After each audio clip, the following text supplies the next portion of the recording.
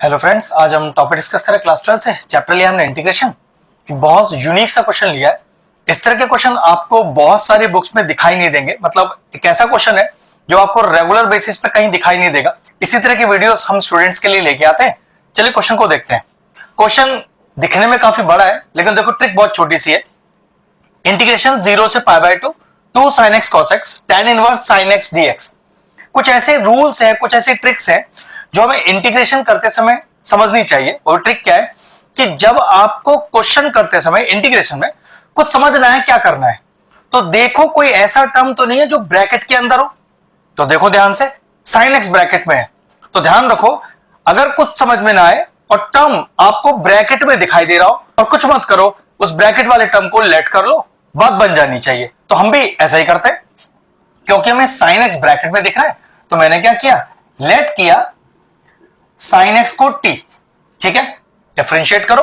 तो sin x का derivative cos x dx is equal to dt, ठीक है।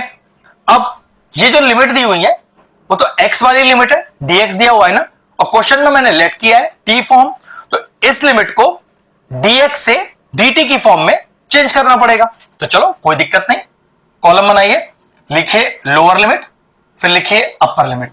हमने क्या लेट लिया है, हमने लेट लिया है sin x को t। अब लोअर लिमिट लीजिए और x में पुट कर दीजिए। तो कितना है लोअर लिमिट 0, sin x के x में पुट करो तो ये हो गया sin 0 is equal to t। And what is sin 0? sin 0 0 ही होता है। तो what is t tends to 0। लिखने का तरीका, इक्वल टू मत लिखिएगा, एरो लगाइएगा, टेंड्स टू बोलते हैं इसको। क्लियर हुआ? अब अपर लिमिट पाई बाय 2 डालिए x की जगह, तो sin x is equal to t, x में पुट किया मैंने pi by 2। Now what is sin pi by 2? sin pi by 2 का वैल्यू 1 होता है, तो कैसे लिखेंगे, t टेंड्स टू 1। तो ये लीजिए, मैंने लिमिट भी चेंज कर ली। अब ये मेरा इंटीग्रेशन देखो किस तरह से चेंज हुआ, ध्यान से देखिएगा। i is equal to integration of 0 से पाई बाय 2। वो 0 तो अभी भी 0 ही रहा, लेकिन वो पाई बाय 2 चेंज होकर क्या बन गया, 1 बन गया। ये तो मैंने आपको लिमिट को चेंज करना सिखाया। अब देखो जरा, 2 अपनी जगह पर, sin x को मैं t मान चुका हूं, t cos x dx की वैल्यू डायरेक्टली क्या है, वो है dt। अब बचा tan इनवर्स sin x को t पुट कर चुके हैं, तो कितना आ जाएगा, tan इनवर्स t, और dt तो आगे लिखा ही हुआ है। जरा चेक करो कोई ऐसी फॉर्म तो नहीं आ गई जो इजीली हम सॉल्व कर सकते हैं। तो देखो इस 2 को मैं बाहर कर रहा हूं, तो i इज इक्वल टू 2 बाहर, integration of 0 to 1 t into tan inverse t और dt। इंटीग्रेशन करते समय अगर दो टर्म्स का मल्टीप्लीकेशन आ जाए तो कंफर्म है कि ये इंटीग्रेशन होगा इंटीग्रेशन बाय पार्ट्स वाले तरीके से। मतलब मुझे एक टर्म को 1 मानना है, एक टर्म को 2, और आइलेट लगाना है, ठीक है। अब मैं अगर इस लेवल का क्वेश्चन करके दिखा रहा हूं तो मैं मान के चलूंगा कि आपको इंटीग्रेशन के रूल्स पहले से पता होंगे, ठीक है।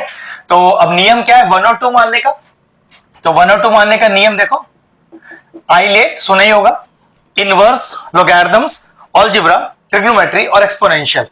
तो ये है आपका अलजेब्रा और ये है आपका इनवर्स, ध्यान रखिएगा, इसे इनवर्स मान के चलेंगे, ट्रिग्नोमेट्री नहीं, ठीक है। तो इनवर्स आई पहले आता है, तो इनवर्स को ले लिया 1, तो कंफर्म है कि मैंने t को ले लिया 2। चलिए अब लगाते हैं इंटीग्रेशन बाय पार्ट्स।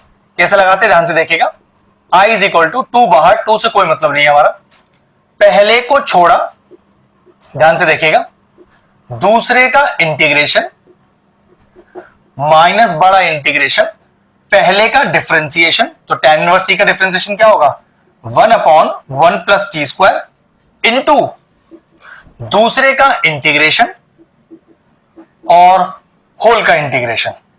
यही होता है इंटीग्रेशन बाय पार्ट्स। और लिमिट कहां से कहां तक की है, 0 से लेके 1 तक की। फिर समझ लीजिए, पहले को छोड़ा, दूसरे का इंटीग्रेशन माइनस बड़ा इंटीग्रेशन, पहले का डिफरेंशिएशन, दूसरे का इंटीग्रेशन, होल का इंटीग्रेशन, ठीक। अब आगे चलते हैं। तो i इज इक्वल टू 2 बाहर, 2 से कोई काम नहीं है हमारा, tan इनवर्स t छोड़ा हुआ है, छोड़ दीजिए। What is the integration of t? t का इंटीग्रेशन क्या होगा, t स्क्वायर अपॉन 2, ठीक, माइनस बड़ा इंटीग्रेशन। अब 1 plus 1/t² as it is into फिर से t का इंटीग्रेशन, तो that is equal to t²/2 और dt, और लिमिट कहां से कहां तक की है? 0 से 1 तक की। जरा सही से रीअरेंज करते हैं, तो I इज इक्वल टू 2 बाहर t²/2 tan इनवर्स t, जरा इस 1/2 को भी बाहर करो, इंटीग्रेशन हो, देखो बचा क्या? t²/1 plus t² dt, integration 0 to 1। अब इस क्वेश्चन को करने के बहुत सारे तरीके, लेकिन सबसे आसान तरीका वो समझ लो। जैसे एक रूल ये था कि अगर कुछ समझ में ना आए तो जो टर्म ब्रैकेट में हो उसको आप लेट ले लें। इसी तरह से एक रूल ये है कि अपने न्यूमरेटर को डिनोमिनेटर जैसा बनाने की कोशिश करें। तो देखो, क्या मैं अपने न्यूमरेटर को डिनोमिनेटर जैसा बना सकता हूं? बना तो सकता हूं, एक +1 करके। तो एज इट इज तो +1 नहीं कर सकता, तो क्या करूंगा? एक +1 कर दूंगा, तो एक -1 भी कर दूंगा। तो फिर अगला स्टेप वही लिखते हैं। तो I इज इक्वल टू 2 बाहर integration of t²/2 into tan inverse t minus का हाफ इंटीग्रेशन ऑफ, अब न्यूमरेटर को डिनोमिनेटर जैसा बनाओ, तो एक ऊपर ऐड 1 भी किया और एक सब्ट्रैक्ट 1 भी किया। तो क्वेश्चन पे तो कोई फर्क पड़ा नहीं, लेकिन इससे मेरा कैलकुलेशन बहुत आसान हो जाएगा। देखते हैं कैसे। चलिए अगला स्टेप। तो I इज इक्वल टू 2 बाहर, 2 का कोई काम नहीं, ये t²/2 अभी सब एज इट इज रहेगा, into tan inverse t as it is रहेगा। नाउ माइनस का हाफ, अब इस वाले डिनोमिनेटर के 1 प्लस t² को इन दोनों के साथ अलग अलग कर रहा हूं, तो देखिए ना, और ध्यान रखिएगा ये माइनस हाफ का भी ध्यान रखना है, ये इसके साथ ही मल्टीप्लाई होगा और ये इसके साथ ही मल्टीप्लाई होगा। तो माइनस का half integration of t²+1 upon t²+1 dt। अब ये माइनस हाफ और -1 क्या हो गया? प्लस का half integration of 1 upon 1 plus t² dt, और पूरा लिमिट बन 0 से 1 तक। ठीक, अगला स्टेप देखिए।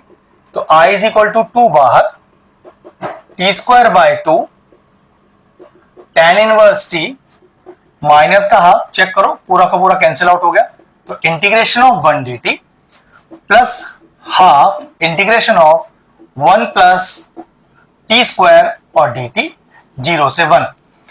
मैं चाहता तो इसका इंटीग्रेशन का फॉर्मूला डायरेक्ट लिख सकता था, लेकिन मैं दोनों इंटीग्रेशन एक साथ करूंगा। ठीक है, तो अब इसका फॉर्मूला भी डायरेक्ट मौजूद है, इसका फॉर्मूला भी डायरेक्ट मौजूद है, तो वही लगाते हैं।